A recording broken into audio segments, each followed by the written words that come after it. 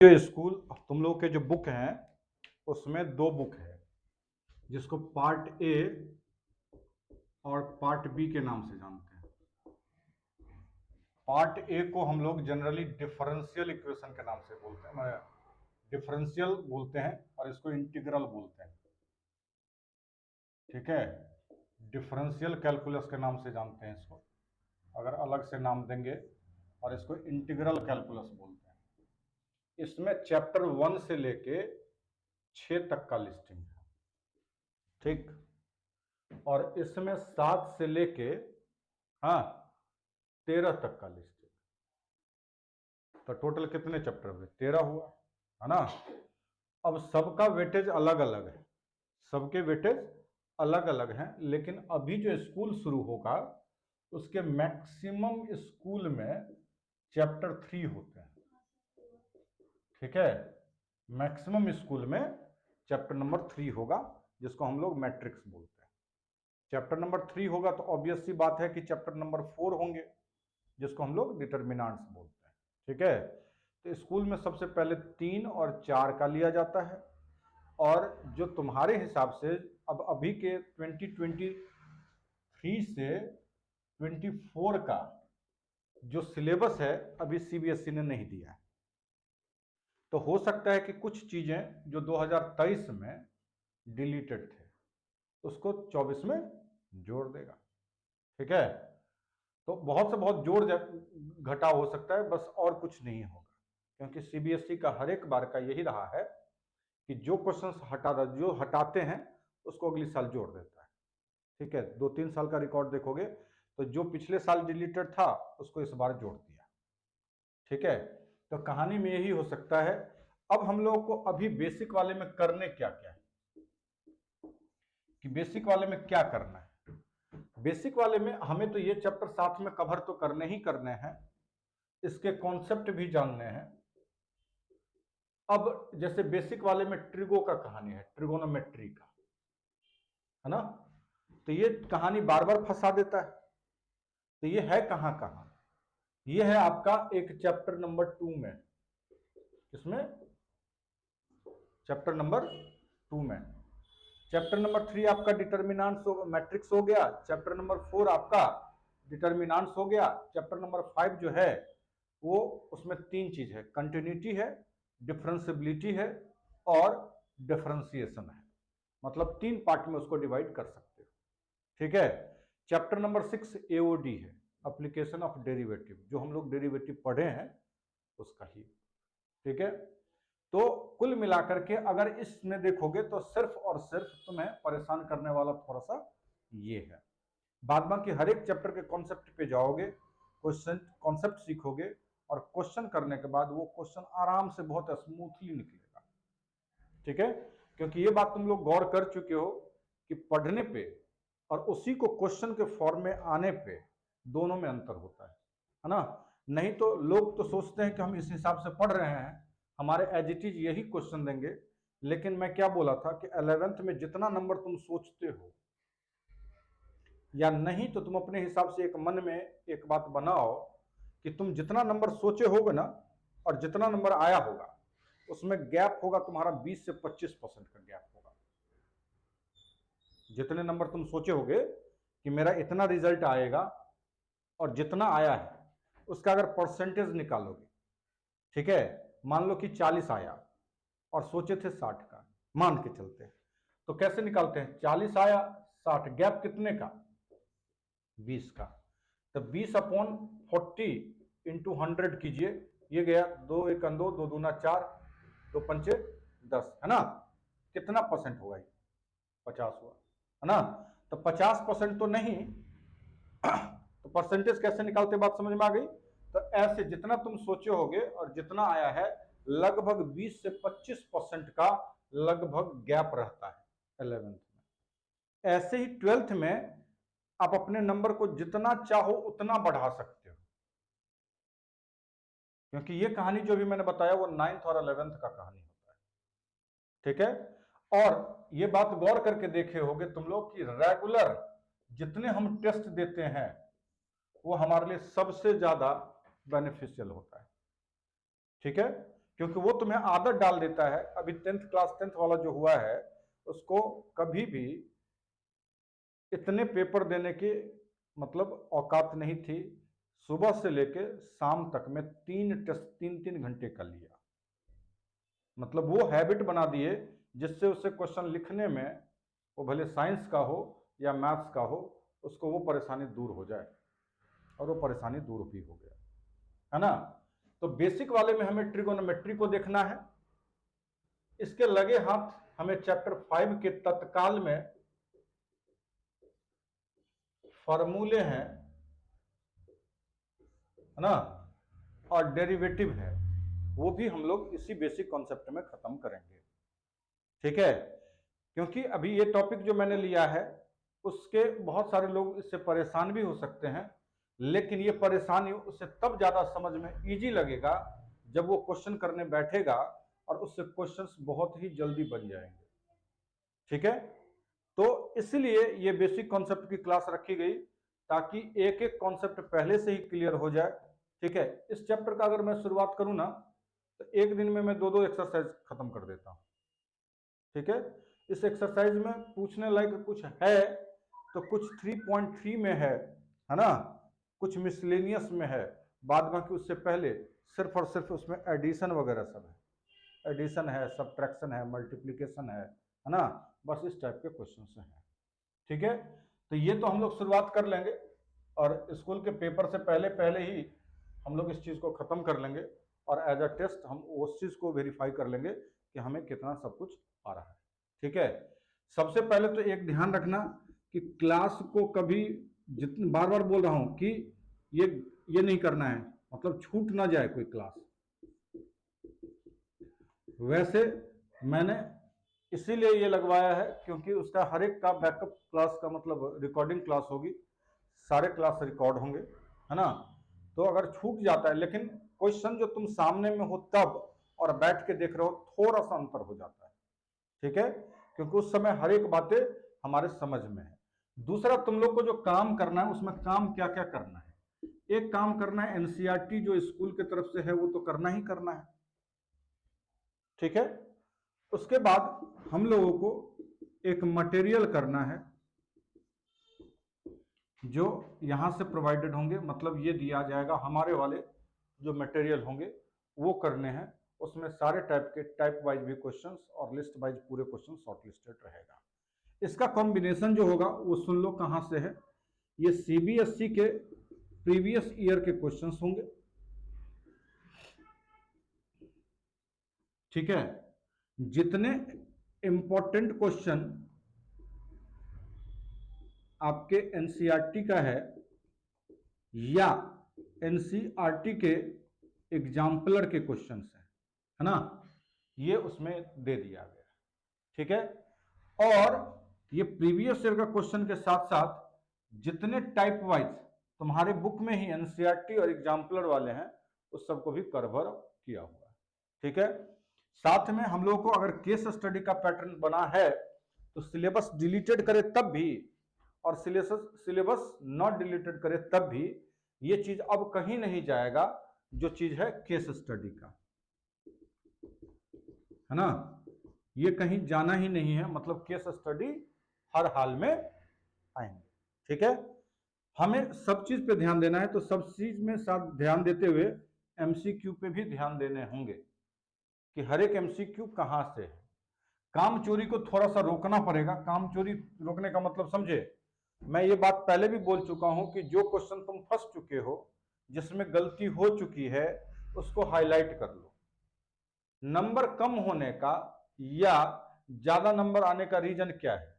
अगर हम बार बार अपनी गलती को सुधार लें, जो गलती हमसे बार बार हो रही है, अगर मैं उस गलती को सुधार लूं, पेपर में वही क्वेश्चन नहीं बनेंगे ना भाई जो तुमसे गलती हो रहा था।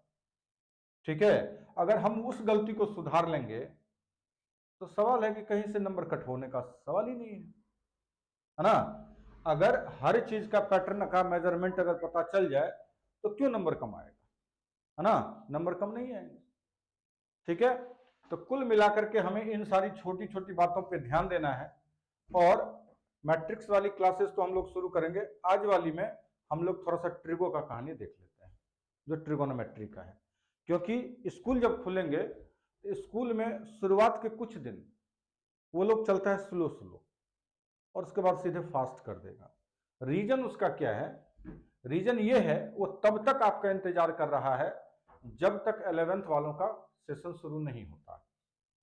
वैसे 11th वालों का भी सेशन अप्रैल से ही शुरू कर देते हैं। कुछ बहुत कम ऐसे रेयर स्कूल है जो रिजल्ट के बाद बच्चों को बुलाता है, लेकिन मैक्सिमम जगह यही है कि अप्रैल से, जैसे अभी 20 तारीख, आज 21 तारीख है, बोर्ड का पेपर खत्म हो गया, वो 10 दिन के बाद स्कूल वाला अपना काम शुरू कर लेगा। तो 10-15 दिन का गैप रहता है जिसमें आपको वो धीरे धीरे ले जाएगा, बाद में वो फास्ट हो जाएगा, क्योंकि मई में उनको देनी होती है समर वैकेशन, है ना। तो उससे पहले पहले वो चाहता है कि मेरे पास 3 से 4 चैप्टर ओवर हो जाए, ठीक है। तो अपने स्पीड को क्या कर लेगा? फास्ट कर लेगा, ठीक है। तो उस समय ये वाला परेशानी तुम्हें कुछ ज्यादा ही क्रिएट करेगा, ठीक है। तो मैं उस टॉपिक को ले जा रहा हूं। उस टॉपिक को समझने से पहले छोटी छोटी जो जानकारी है उस बात को हम लोग समझ लेते हैं।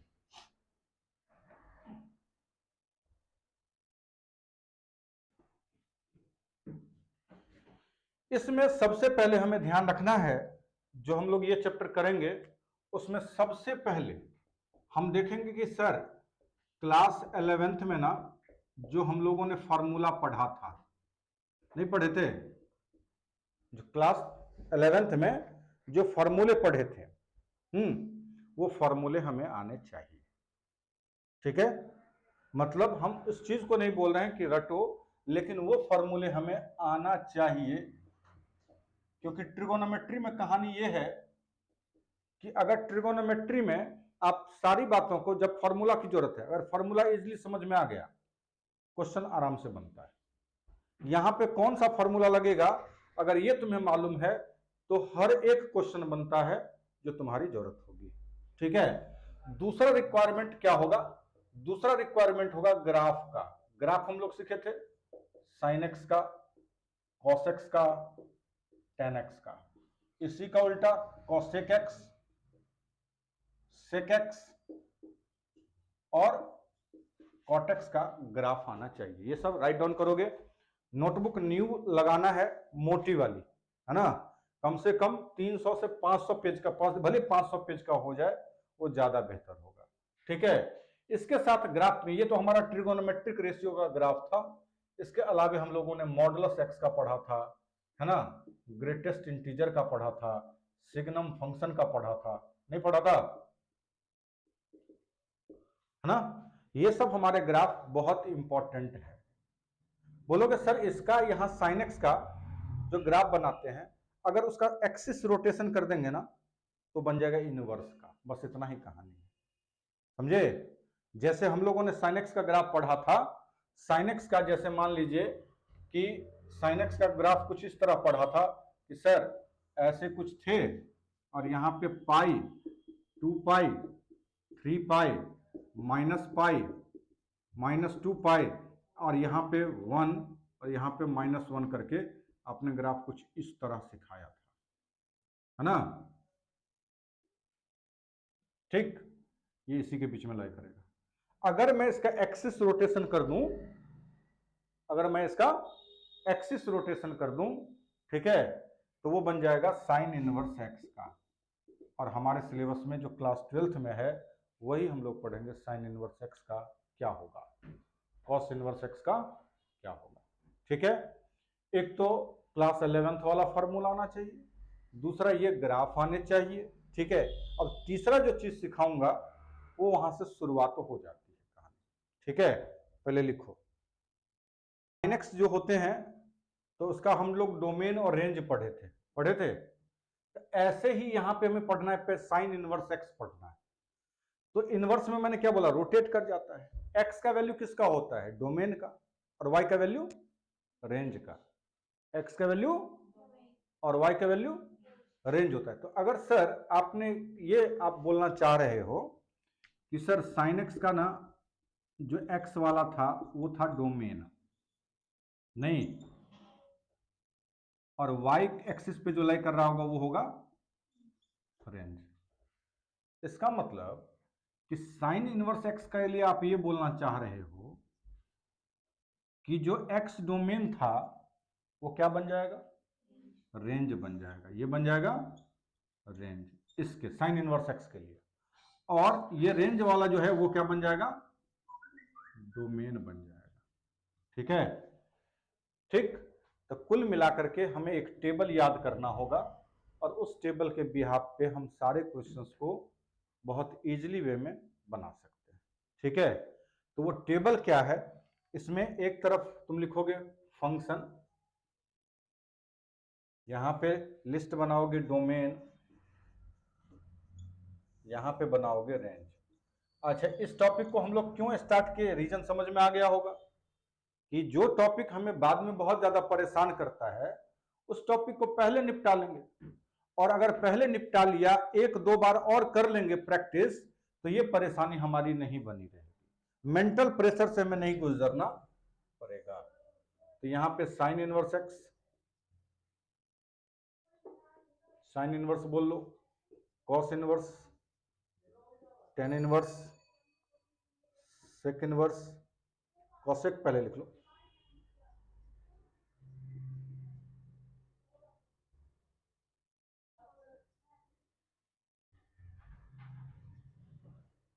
एक्स लगा दो क्योंकि फंक्शन के साथ तो होगा ही।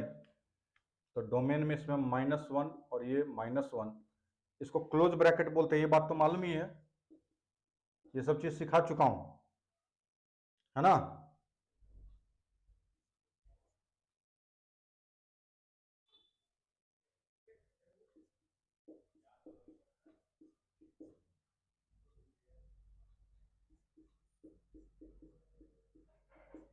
मेन जो ध्यान देने वाली बात है वो यहां पे है, इस रेंज को, इसको तुम लिखना चाहो इसमें लिख देना प्रिंसिपल, ये हेडिंग दे देना principal value branch, principal value branch. ठीक है,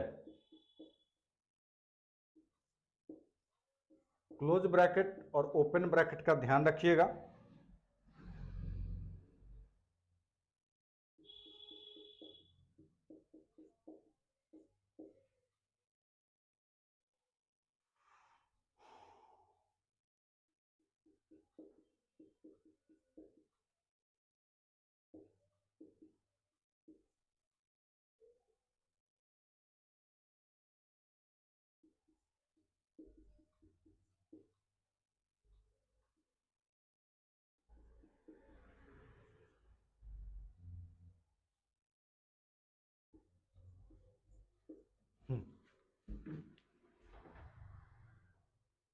ये इनवर्स का कहानी क्या है जरा उसको समझते हैं।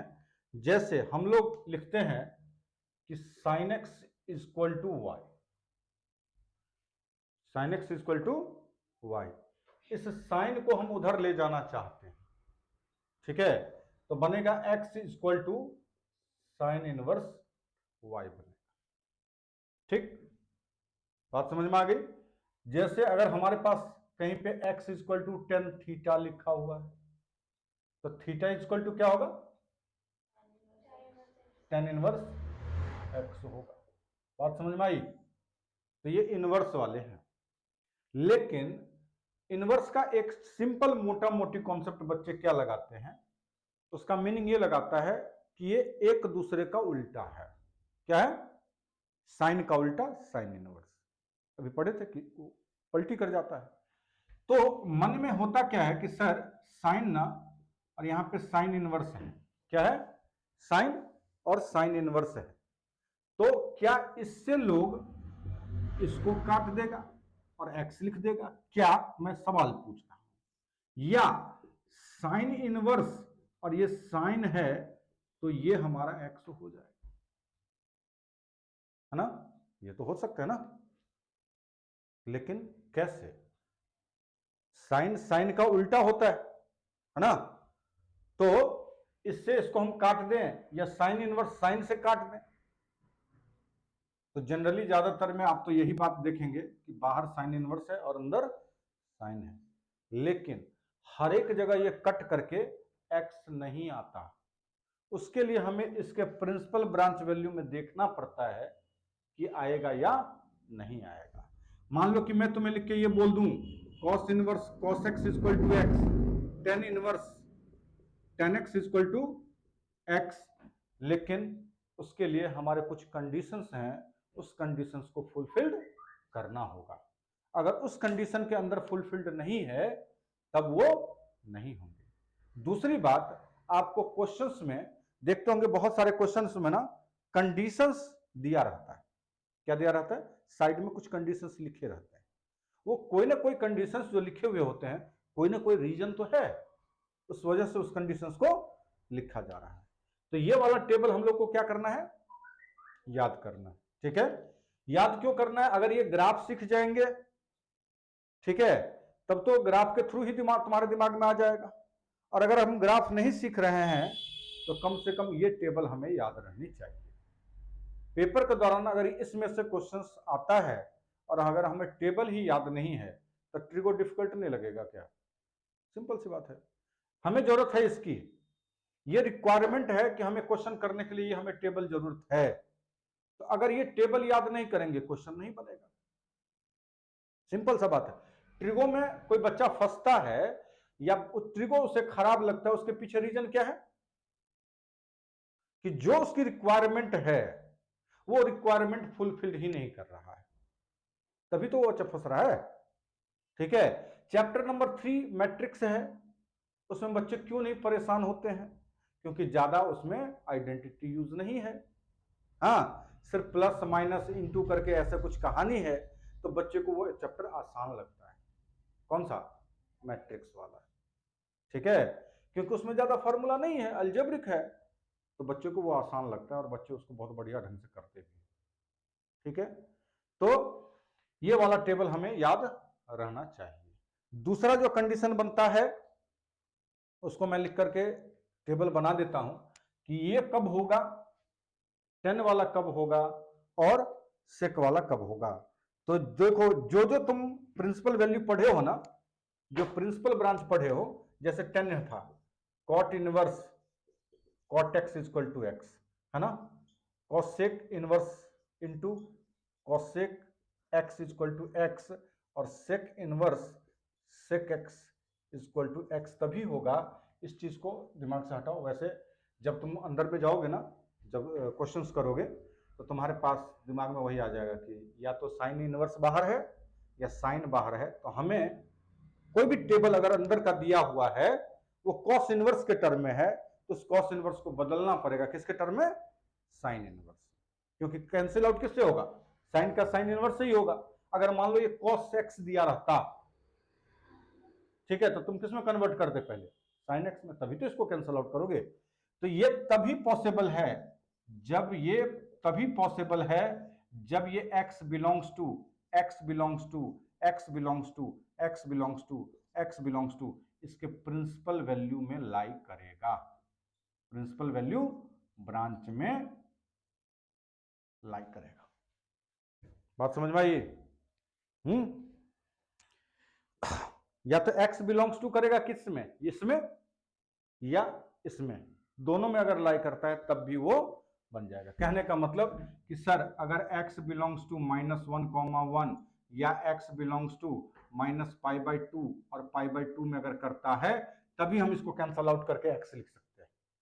अगर नहीं करता है तो हम कट करके सीधे एंगल नहीं लिख सकते हैं। जैसे अगर मैं तुम्हें बोल दूं सीधे एग्जाम्पल के तौर पर कि सर मैंने यहां पे लिख दिया साइन इनवर्स और यहां पे लिख दिया साइन 7π/5, मान लो लिख दिया। एक बात बताओ कि ये -π/2 और π/2 है। -π/2 का मतलब कितना डिग्री? -90 डिग्री, और π/2 का मतलब 90 डिग्री। अच्छा, इस एंगल को कन्वर्ट करेगी तो कितना डिग्री बनेगा? 7π/5 को अगर डिग्री में कन्वर्ट करेगी कितना बनेगा? 180/5, कितना? 45 के आसपास। 45 इंटू 7, 45 2 जा 90, उसके बाद तो 90 से पार कर गया। इसका मतलब सर अगर मैं इसको लिख दिया सीधे 7π/5 आंसर, क्योंकि आप ये कटते हैं लेकिन कटने के लिए कंडीशन होता है, तो ये तो लाई नहीं कर रहा है इसमें। और अगर किसी ने ऐसा आंसर लिखा तो क्या वो आंसर सही है क्या? बात समझ में आई कि कहां पे हम कट करेंगे और कहां पे कट नहीं करेंगे, समझे? तो इस चीज को ऐसे टेबल फॉर्मेट में लिखा दो और पॉसिबल में लिख दो कि व्हेन प्रिंसिपल वैल्यू के बीच में लाई करेगा, वो प्रिंसिपल वैल्यू एक्स वाला भी हो सकता है या वाई वाले भी, हमारे डोमेन और रेंज के दोनों वैल्यू में हो सकता है कोई भी। बोले थे नहीं कि साइन का उल्टा क्या होता है सर?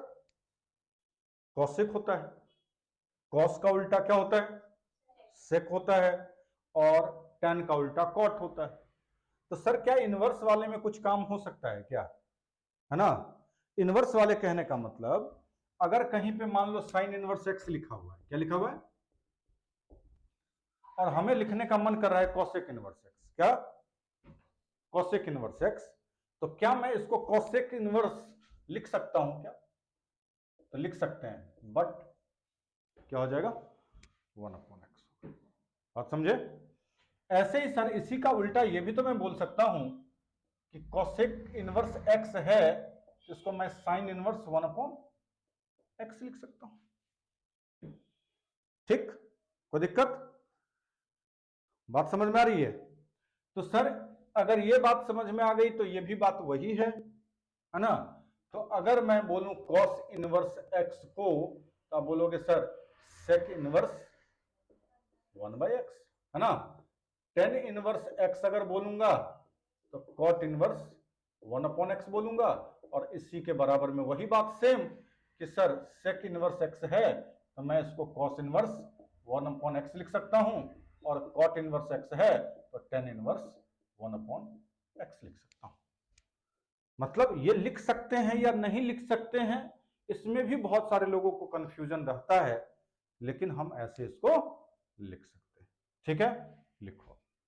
छोटी सी बात और है, तुम देखे होगे हम लोग क्लास में 11th में पढ़े थे सर, ये फर्स्ट क्वाड्रेंट, ये सेकंड क्वाड्रेंट, ये थर्ड क्वाड्रेंट और ये फोर्थ क्वाड्रेंट, है ना? तो हम लोगों ने ये पढ़ा था कि सर अगर इस तरह से क्वाड्रेंट का अगर होता है तो क्वाड्रेंट में इसमें ऑल टी आर पॉजिटिव होते हैं, इसमें साइन और कॉसेक होता है, इसमें टेन और कॉट, और इसमें कॉस और सेक पॉजिटिव होते हैं। इसका मतलब समझी मैं क्या बोलना चाह रहा हूं? इसका मतलब ये बोलना चाह रहा हूं कि जब तुमने यहां पे पढ़ा था कि फर्स्ट क्वाड्रेंट में अगर सर माइनस थीटा है तो आपने साइन थीटा लिख दिया फर्स्ट क्वाड्रेंट में, है ना? तो अगर फर्स्ट क्वाड्रेंट में लाई करेगा तब ना, अगर फर्स्ट क्वाड्रेंट में होगा तो ऑल पॉजिटिव बोल दिया। अगर मैं फोर्थ क्वाड्रेंट में अगर बोलता और मैं लिख दूं कॉस माइनस थीटा, तो याद होगा कि देखती होगी कि पॉजिटिव में हो जाता था।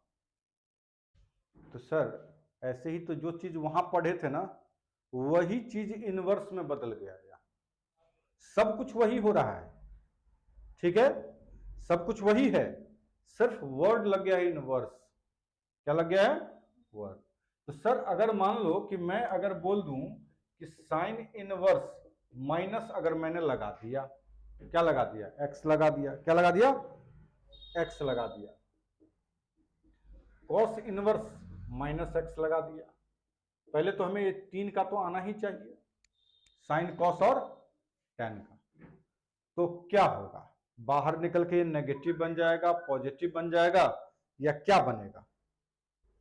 तो ध्यान से समझना, ये वाला हो जाएगा माइनस साइन इनवर्स एक्स, ये वाला बन जाएगा माइनस टेन इनवर्स एक्स, और ये हो जाएगा pi minus cos inverse x. ठीक, क्लियर?